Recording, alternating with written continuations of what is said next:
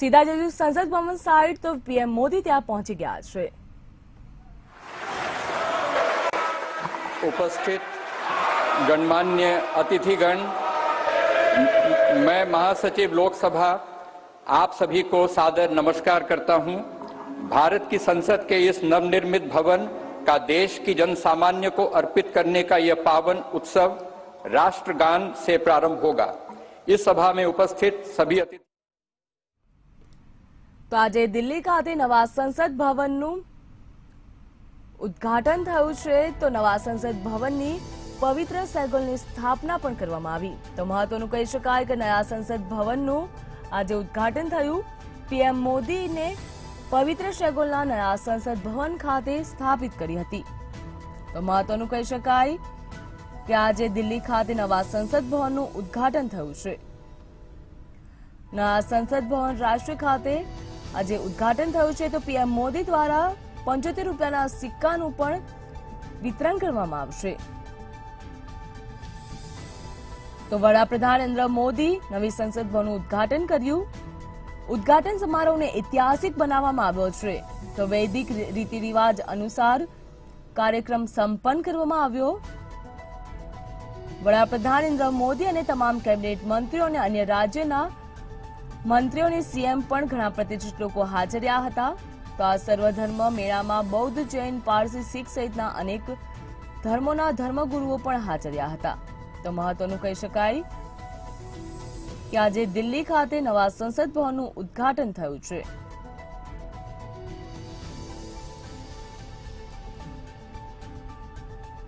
64,500 ચોરસ કિલોમીટરની સેન્ટ્રલ વિસ્તારમાં પ્રોજેક્ટ એક ભાગ છે, જેમાં બાકીનું કામ 2026 સુધી પૂર્ણ કરવામાં આવશે। તો મહત્વનું કહી શકાય કે નવી સંસદ ભવન બહાર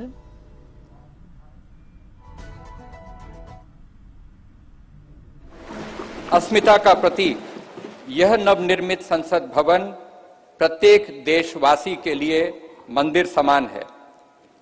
इस लोकशाही के मंदिर में सभी सम्मानित अतिथियों का स्वागत करने के लिए मैं आमंत्रित करना चाहता हूं राज्यसभा के माननीय उपसभापति श्री हरिवंश जी को।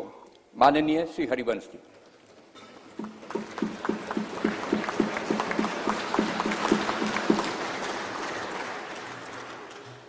संसद के नवनिर्मित भवन के लोकार्पण समारोह के मुख्य अतिथि आदरणीय प्रधानमंत्री श्री नरेंद्र मोदी जी,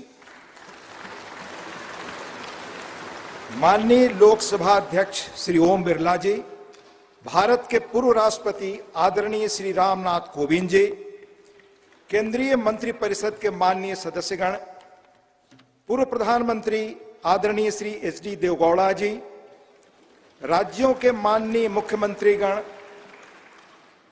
विभिन्न देशों के राजदूतगण, लोकसभा की पूर्व अध्यक्ष माननीय श्रीमती सुमित्रा महाजन जी,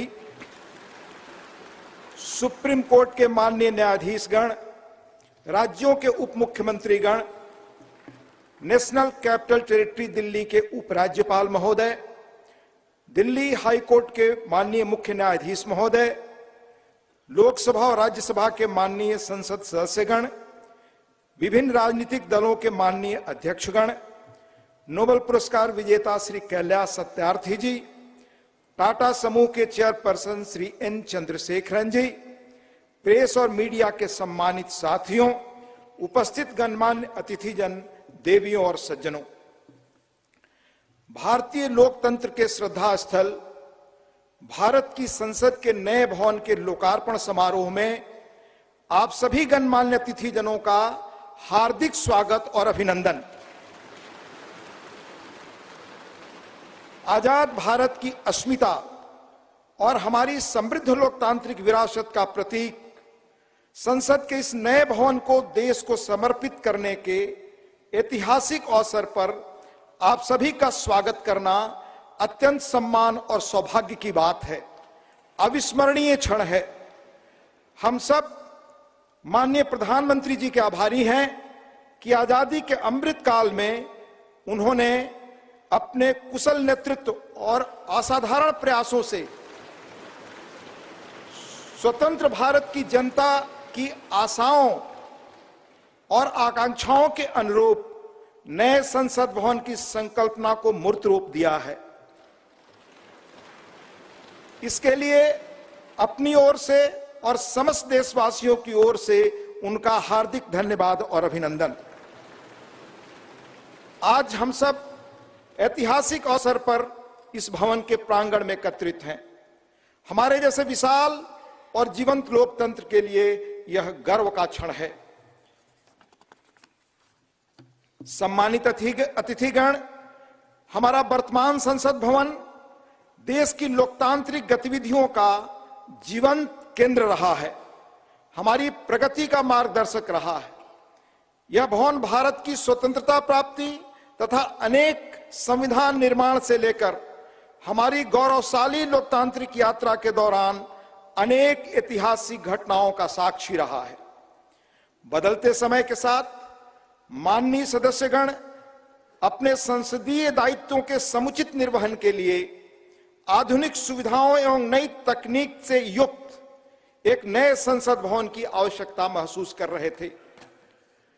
आने वाले वर्षों में परिसीमन के कारण सदस्यों की संख्या में बढ़ोतरी की संभावना एवं संसद की बढ़ती हुई जिम्मेदारियों को देखते हुए वर्तमान संसद भवन में स्थान का अभाव भी महसूस किया जा रहा था। यही कारण है कि संसद के दोनों सदनों ने माननीय प्रधानमंत्री जी से सांसदों की दक्षता बढ़ाने और संसदीय कामकाज की इफिशियंसी बढ़ाने के उद्देश्य से आधुनिक सुविधाओं और संसाधनों से संपन्न एक नए स्टेट ऑफ द आर्ट भवन के निर्माण का आग्रह किया था। यह अपार हर्ष का विषय है कि माननीय प्रधानमंत्री जी ने अपनी देखरेख में 2.5 वर्षों से भी कम समय में भविष्य की चुनौतियों से निपटने में सक्षम एक आधुनिक संसद भवन तैयार करवाया है। यह भवन ईंट और गारे की संरचना मात्र नहीं है, बल्कि देश की सर्वोच्च चुनी हुई संस्था के रूप में यह भवन देश के नागरिकों की आशाओं, अपेक्षाओं और आकांक्षाओं की पूर्ति का माध्यम है। यह नया भवन अपने आप में वास्तुकला का शानदार उदाहरण है, जिसमें देश की सांस्कृतिक विरासत और विविधता की अद्भुत झलक मिलती है। इसमें हमारी संसद की जरूरतों के अनुरूप सौंदर्य और प्रौद्योगिकी का मिश्रण भी किया गया है। यह भवन त्रिकोणीय आकार के स्थान का अधिकतम उपयोग सुनिश्चित करता है। इसमें लोकसभा और राज्यसभा के कक्षों में पुराने भवन की तुलना में कहीं अधिक लोगों के बैठने का स्थान है। इन कक्षों में प्रत्येक सदस्य के लिए पूरी तरह डिजिटली वायर्ड इंटरनेट प्रोटोकॉल आधारित प्रणाली एवं इंटीग्रेटेड मल्टीमीडिया डिस्प्ले की सुविधा, अतिरिक्त सुरक्षा बटन के साथ मतदान प्रणाली सहित अन्य आधुनिक सुविधाएं भी उपलब्ध कराई गई हैं, ताकि माननीय सदस्य अपने कर्तव्यों का दक्षतापूर्वक निर्वहन कर सकें। देश की गौरवशाली लोकतांत्रिक यात्रा में आज का दिन एक महत्वपूर्ण पड़ाव है। अगले 25 वर्षों में जब हम आजादी का शताब्दी वर्ष मना रहे होंगे, तब इस अमृत काल में निर्मित यह नया संसद भवन हमारे जनप्रतिनिधियों के लिए प्रेरणा का स्रोत होगा। इस भवन में बैठकर हमारी संसद देश के स्वर्णिम भविष्य के निर्माण के लिए अनेक कालजयी निर्णय लेगी, और वह दिन दूर नहीं जब भारत आने वाले वर्षों में विश्व के लोकतांत्रिक देशों में शिखर पर होगा और समस्त विश्व को प्रभावी नेतृत्व देगा। इन्हीं शब्दों के साथ यहां पधारे सभी सम्मानीय अतिथियों का पुनः हार्दिक अभिनंदन और स्वागत। धन्यवाद। जय हिंद।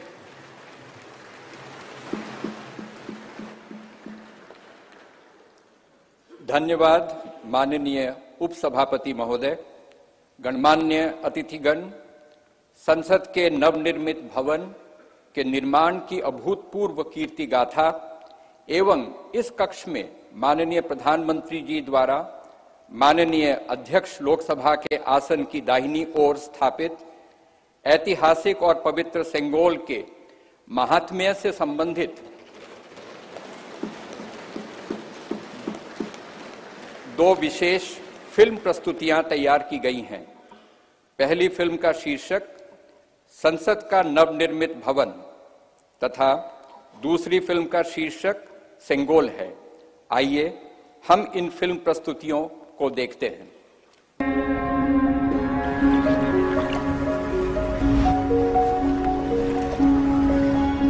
भारत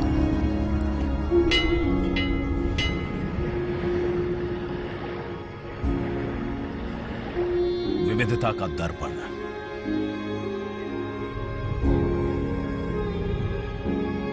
एकता की मूरत और लोकतंत्र की जननी।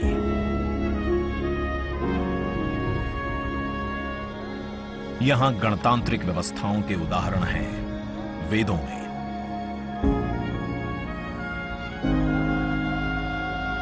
वैशाली की गण परिषद के उत्कोचों में, आचार्य चाणक्य के अर्थशास्त्र में, उत्तरा मेरूर के शिलालेखों में वर्णित चोल साम्राज्य की पंचायत व्यवस्था में, उनकी गणम और वार्यम व्यवस्था में, भगवान बसवेश्वर की अनुभव मंटपम की धारणा में। गण, सभा, गणपति, समिति, लोकपाल जैसे शब्द भारत में हजारों साल से अस्तित्व रखते हैं। स्वरूप बदलता रहा, संस्कार नहीं।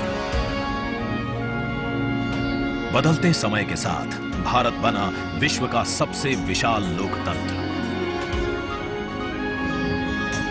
जिसका साक्षी बना हमारा संसद भवन। करीब एक शताब्दी पहले 1927 में औपनिवेशिक हितों के लिए यह काउंसिल हाउस बना। देश आजाद हुआ, ये भारत की संसद बनी। यहीं पर हमारा संविधान रचा गया। आज यहीं से लोकसभा के 545 और राज्यसभा के 245 सदस्य भारत के नागरिकों का प्रतिनिधित्व करते हैं।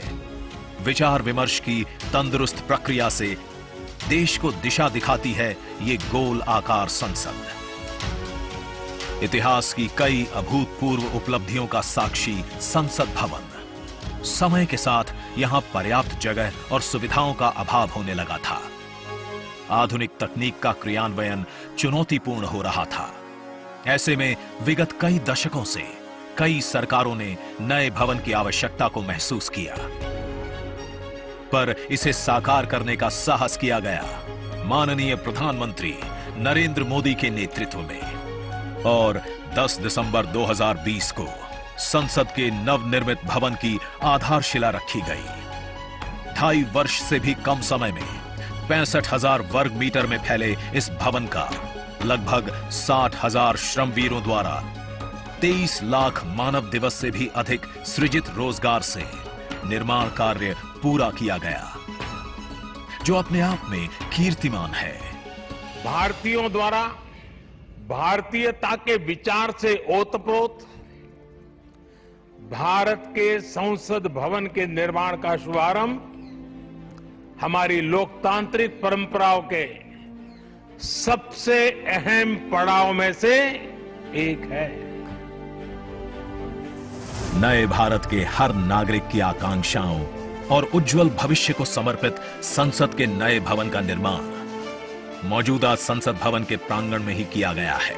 आने वाले समय में संसद के नए और मौजूदा भवन एक दूसरे के पूरक होंगे। इस भवन में प्रवेश के 6 द्वार हैं, जो भारतीय सभ्यता के अनुसार प्रकृति को अपनी कृतज्ञता व्यक्त करते हैं। मकर और हंस यानी जल को नमन, शार्दुल और गरुड़ यानी नभ को नमस्कार, अश्व और गज यानी थल को प्रणाम।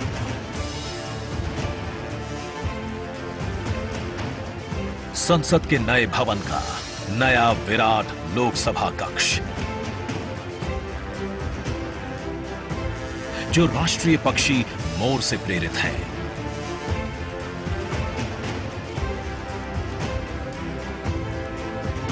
इसका आकार मौजूदा लोकसभा से लगभग 2 गुना बड़ा है।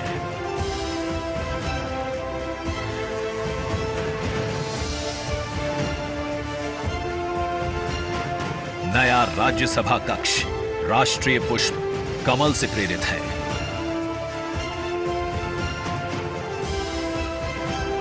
जिसका आकार भी मौजूदा राज्यसभा कक्ष से लगभग 1.5 गुना बड़ा है। यह भवन देश की जनता को समर्पित है। इसलिए लोकसभा और राज्यसभा में जनता के स्वागत के लिए विशाल दर्शक दीर्घा का निर्माण किया गया है। अत्याधुनिक डिजिटल उपकरण दोनों सदनों की सुविधाओं को नया आयाम देते हैं। यहां सदन की कार्यवाही को विभिन्न भाषाओं में सुना और पढ़ा जा सकता है। सदस्यों के लिए बायोमेट्रिक की सुविधा है। वोटिंग के परिणाम और सदन की कार्यवाही के प्रसारण के लिए विशाल multimedia display, automatic camera control और कमांड सेंटर का भी निर्माण किया गया है। यह नया स्मार्ट भवन पूरी तरह से पेपरलेस है। इस भवन के एक भाग में लोकसभा है, दूसरे में राज्यसभा। और इस भवन का केंद्र समर्पित है हर भारतीय को, जिनके लिए सेंट्रल फॉयर में बना है संविधान कक्ष, जहां वे भारत में लोकतंत्र के अतीत से वर्तमान की यात्रा का अनुभव कर सकते हैं। यहीं भारत के संविधान की डिजिटल प्रतिरूपी भी रखी गई है। इसी सेंट्रल फॉयर में ऊपर की त्रिकोणीय छत से सूर्य की किरणें ब्रह्मांड का भ्रमण करते हुए पेंडुलम क्लॉक पर गिरती हैं। ये किरणें बरगद के पेड़ को नहलाती हैं और सदस्यों के लिए निर्मित कक्ष, पुस्तकालय, भोजन कक्ष में फैल जाती हैं। आत्मनिर्भर भारत के प्रतीक इस भवन के निर्माण में भारत के हर भाग ने अपनी भागीदारी निभाई है। कहीं महाराष्ट्र की सागौन की लकड़ी सजी है, उन्हीं से दोनों सदन में अशोक चक्र भी बना है। कहीं राजस्थान का शानदार स्टोन वर्क, कहीं उत्तर प्रदेश की कालीन बिछी है, कहीं त्रिपुरा की बैम्बू वुड फ्लोरिंग, वहीं सफेद मार्बल गुजरात से आया है। एक भारत श्रेष्ठ भारत की भावना से प्रेरित सभी वर्गों, प्रांतों ने मिलकर बनाया है ये भवन। ये भवन इको फ्रेंडली होने के साथ साथ भूकंप रोधक भी है। 1700 से अधिक दरवाजे, खिड़कियां हैं। 3.5 किलोमीटर लंबे बिल्डिंग कॉरिडोर्स हैं। ये भवन विकास और विरासत का अद्भुत संगम है। एक तरफ यहां सुरक्षा और सुविधा के लिए स्मार्ट फीचर्स और स्मार्ट एक्सेस की व्यवस्था है, वहीं भारत की प्राचीन कलाओं का अद्भुत एकीकरण भी है। तो नया भवन आत्मनिर्भर भारत के निर्माण का गवाह बनेगा। पुराने संसद भवन में देश की आवश्यकताओं की पूर्ति के लिए काम हुआ, तो नए भवन में 21वीं सदी के भारत की आकांक्षाएं पूरी की जाएगी। नए भारत के आत्मविश्वास को बढ़ाता, विकसित भारत के संकल्प को गति देता, यह है हम भारतीयों का संसद भवन।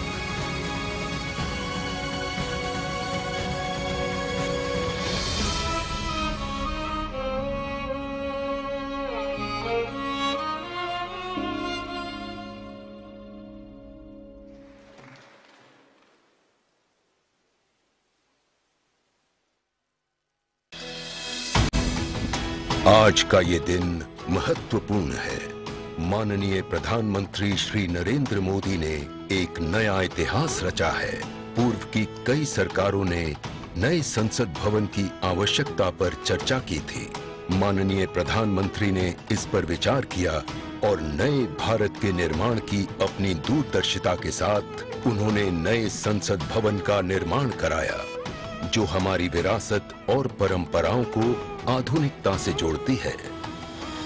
साथियों, नए संसद भवन का निर्माण नूतन और पुरातन के सह अस्तित्व का उदाहरण है। ये नई संरचना लगभग 59,000 श्रम वीरों के योगदान से बनाई गई है। माननीय प्रधानमंत्री ने राष्ट्र की ओर से उनका आभार प्रकट किया है। 75 वर्ष पहले की स्वतंत्रता की भावना को पुनर्जीवित करते हुए माननीय प्रधानमंत्री ने आज तमिलनाडु के अधीनमों से सेंगोल को स्वीकार किया है। सेंगोल राष्ट्र के लिए न्यायपूर्ण और निष्पक्ष शासन का स्मरण कराता है। सेंगोल तमिल शब्द सेम्मई से लिया गया है, जिसका अर्थ है नीति परायणता। इसके शीर्ष पर न्याय के प्रतीक पवित्र नंदी अपनी अचल दृष्टि में विराजित हैं। ये वही सेंगोल है जिसे श्री जवाहरलाल नेहरू ने 14 अगस्त 1947 की रात को थिरुवावडथुरई आदीनम से एक अनुष्ठान के माध्यम से स्वीकार किया था, जिसका आयोजन भारतीय सभ्यता के अनुसार किया गया था। उसके बाद इस पवित्र सेंगोल को यथोचित सम्मान और स्थान न मिल सका, जो मिलना चाहिए था। कहानी मुड़ती है तमिलनाडु के कांचीपुरम की ओर, जहां पूजनीय कांची मठ का आसन है। 15 अगस्त 1978 मठ के 68वें प्रमुख परम पावन श्री चंद्रशेखरेंद्र सरस्वती स्वामीगढ़, जो महापेरियवा अर्थात प्रबुद्ध ज्येष्ठ के रूप में जाने जाते हैं, वे सेंगोल वृतांत को स्मरण करते हुए अपने अनुयायी डॉक्टर आर सुब्रमण्यम से इसका वर्णन करते हैं, जिसे उन्होंने अपनी किताब में स्थान दिया है। महापेरियवा ने बताया कि स्वतंत्रता दिवस के अवसर पर सेंगोल ने एक महत्वपूर्ण भूमिका निभाई थी। हमारे इतिहास की किताबों में यह तथ्य अवश्य होना चाहिए था, लेकिन गत कई वर्षों में कहीं भी इसका उल्लेख नहीं किया गया है। एक बार इस अद्भुत संस्मरण के सार्वजनिक होने पर तमिल मीडिया व प्रकाशनों ने इसे अपने संपादनों और वेबसाइटों में वरीयता दी।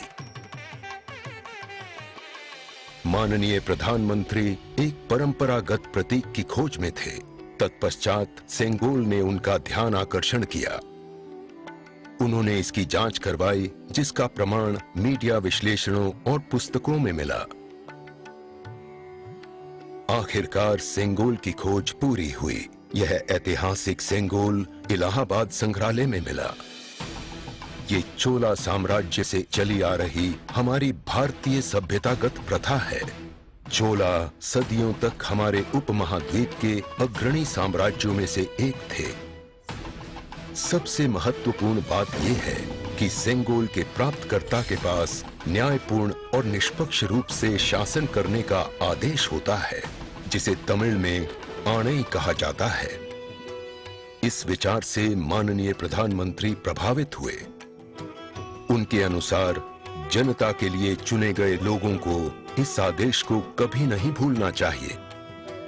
उन्होंने यह निश्चय किया कि इस अद्वितीय प्रतीक को अमृतकाल के प्रतिबिंब के रूप में अपनाया जाना चाहिए, ताकि राष्ट्र अनंत संभावनाओं से परिपूर्ण रहे। सेंगोल को आज सुबह संसद में उसके सुयोग्य स्थान पर स्थापित किया गया। यह सभी के लिए भारत सरकार के न्यायपूर्ण और निष्पक्ष शासन के अटूट संकल्प का स्मरण कराता है। इस दृढ़ता के साथ भारत विश्व गुरु के रूप में अपना यथोचित स्थान ग्रहण करने की ओर बढ़ रहा है।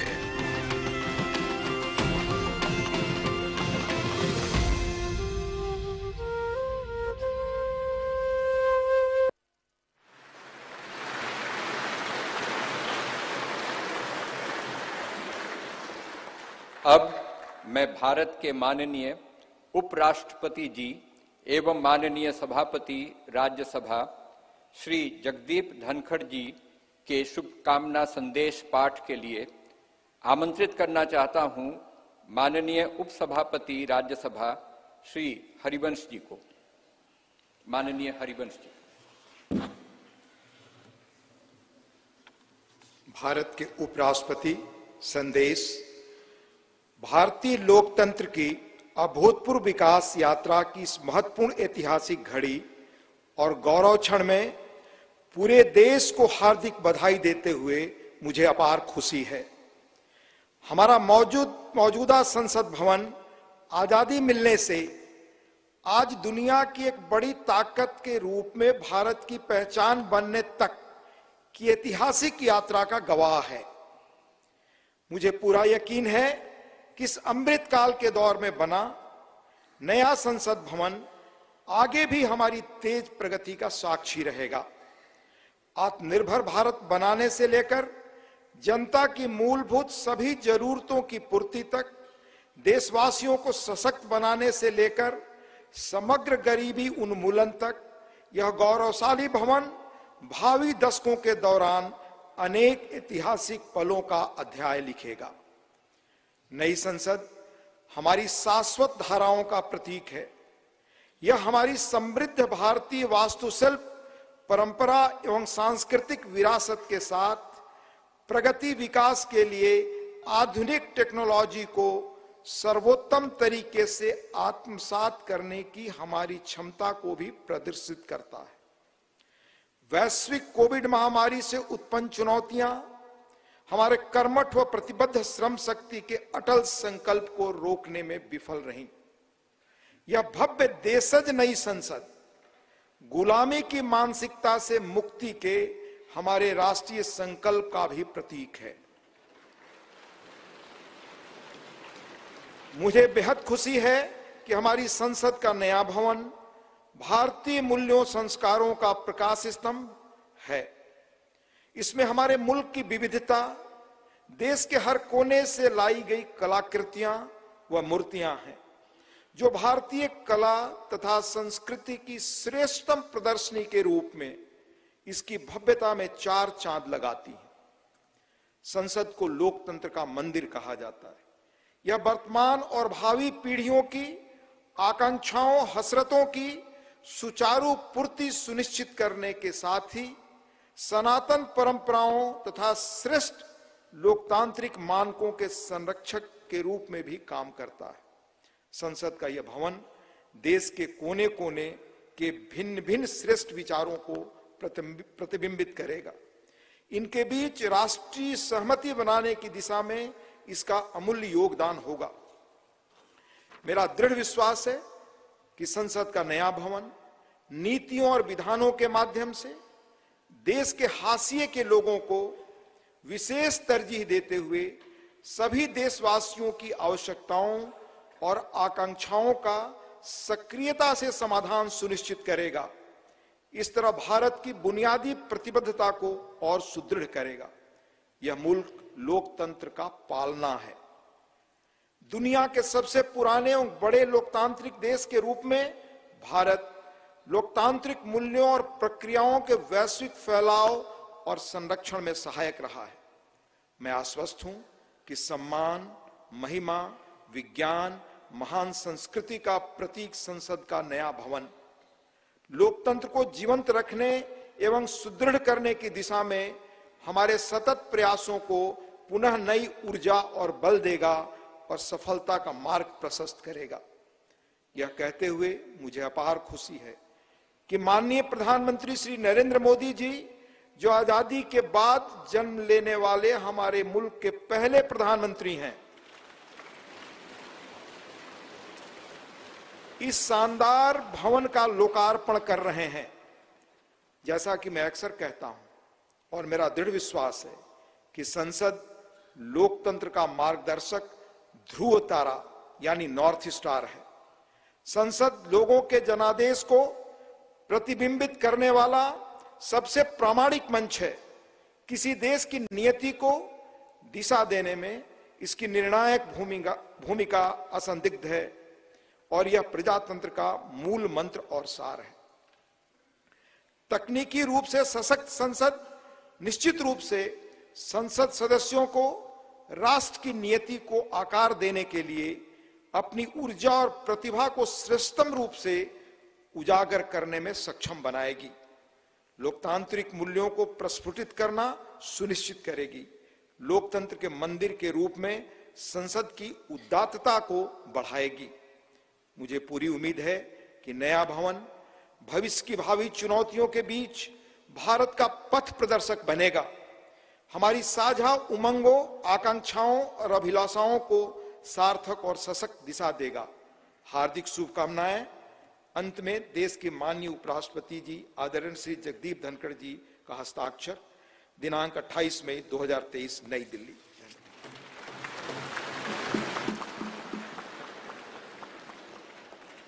शुभकामना संदेश हेतु माननीय उपराष्ट्रपति महोदय का आभार।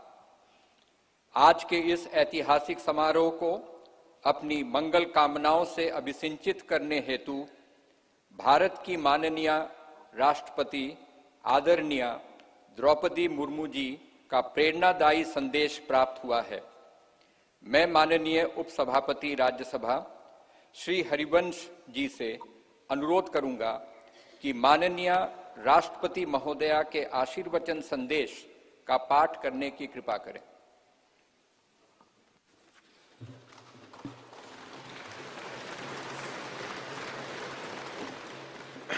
राष्ट्रपति भारत गणतंत्र संदेश।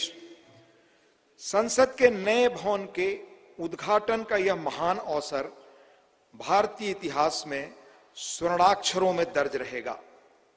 इस अवसर पर यह संदेश प्रेषित करते हुए मुझे अपार प्रसन्नता हो रही है। नए संसद भवन का उद्घाटन हमारी विशाल और विविधतापूर्ण भारत भूमि के सबसे उत्तरी छोर से दक्षिणी सिरे तक, पूर्वी सीमा से पश्चिमी तट रेखा तक रहने वाले सभी देशवासियों के लिए गौरव व अतुलनीय आनंद का अवसर है। भारत की संसद का हमारी सामूहिक चेतना में एक विशिष्ट स्थान है। संसद हमारी समृद्ध लोकतांत्रिक परंपराओं का प्रकाश स्तंभ है।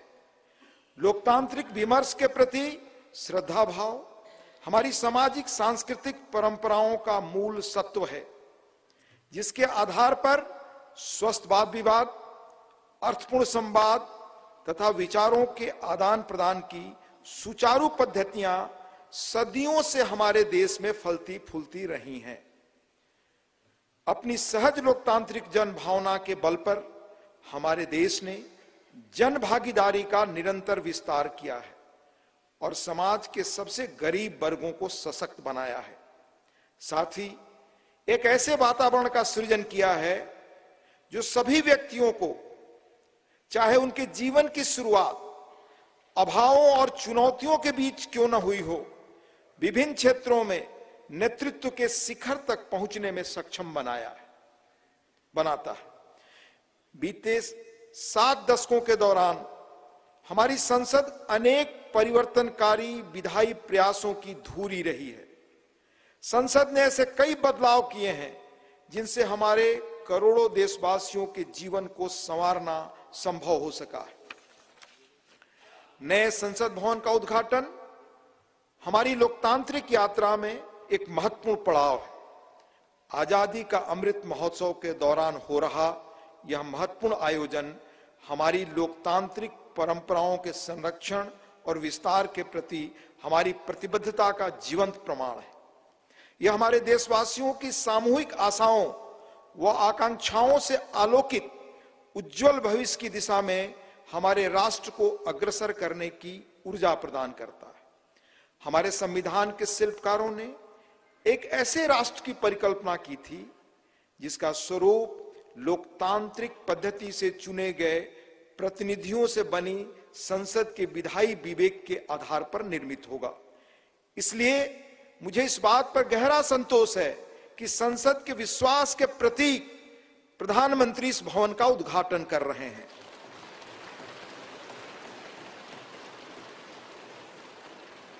इस विश्वास के साथ कि नए संसद भवन का अनावरण हम सभी के बीच एकता और राष्ट्रीय गौरव की भावना को और अधिक मजबूत बनाएगा। मैं उन लोगों की हृदय से सराहना करती हूं जिन्होंने हमारे महान लोकतंत्र के जीवंत प्रतीक इस भवन का निर्माण कार्य संपन्न करने के लिए दिन रात अथक परिश्रम किया। इनके अनथक प्रयासों की स्मृति देशवासियों के मनोमस्तिष्क में सदैव अंकित रहेगी। मेरी हार्दिक शुभकामना है कि नवनिर्मित संसद भवन भारतीय लोकतंत्र की महान परंपराओं और आदर्शों के अनुरूप नए प्रतिमान स्थापित करे। अंत में महामहिम राष्ट्रपति जी आदरणीय श्रीमती द्रौपदी मुर्मू जी का हस्ताक्षर है। 26 मई 2023 नई दिल्ली।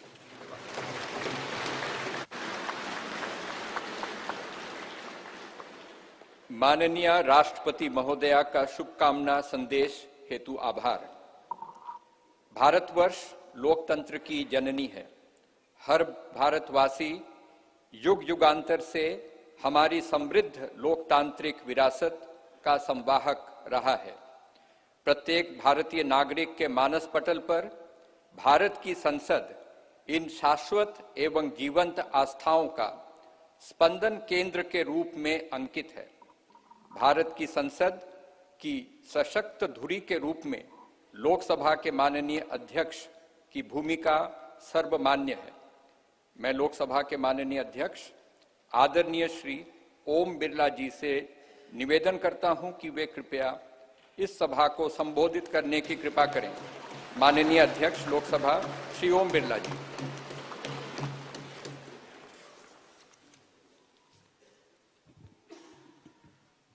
नमस्कार।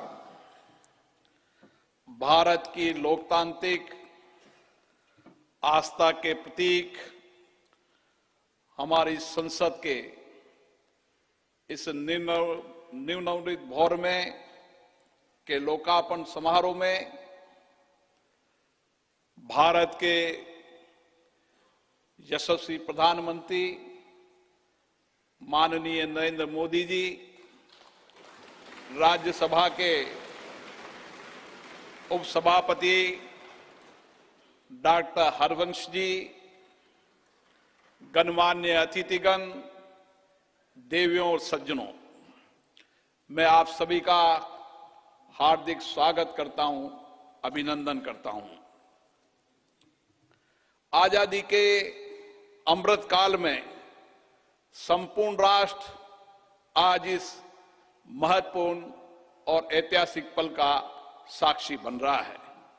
मैं माननीय प्रधानमंत्री जी को साधुवाद देता हूं, जिनके दृढ़ संकल्प और प्रेरक मार्गदर्शन से संसद का यह नया भवन 2.5 वर्ष से भी कम अवधि में बनकर तैयार हुआ।